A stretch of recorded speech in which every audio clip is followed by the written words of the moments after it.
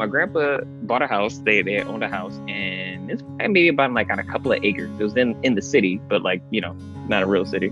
And he had a garden that what he calls a garden, and I always tell people like what I think hipsters today would probably have called like a homestead. Like it was a really big mini farm is what he had, because he grew up in Mississippi, and he was a migrant picker, and he wanted to be a farmer, but for lots of different reasons, mostly due to access to land, economic reasons, he wasn't able to do that. And so he moved north and got a job in factory. And so my appreciation for growing food, for being outside, for playing outside, starts really with just, I think, spending those summers there with them.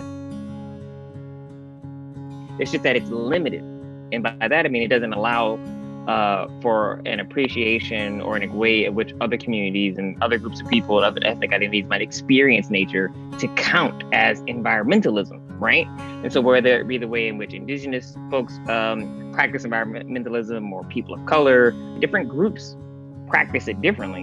And so I think unfortunately, the roots of it are heavily racialized in America, which isn't terribly surprising because the environmentalist movement, begins in the post-Civil War era. It's not about me owning it, it's about me controlling it, but about me maintaining it, right? And making sure that it's actually not only for myself, but for the other life that permeates here.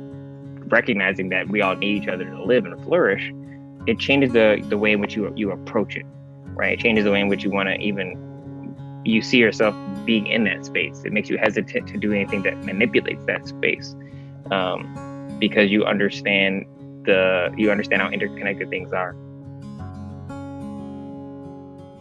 My starting point really is that we ought not see non-human nature as something that we are to control as much as we are supposed to see ourselves as living within and a part of. And how might we do that in ways so that we can flourish and that it can flourish, right? That kind of mutuality it's honestly essential. Like, not thinking about it is what is causing a lot of the ecological problems we have today. It's not only a window into how I might see the beauty of God, right? It is also a example about how God has called us as human beings to be in relationship with the rest of non-human nature.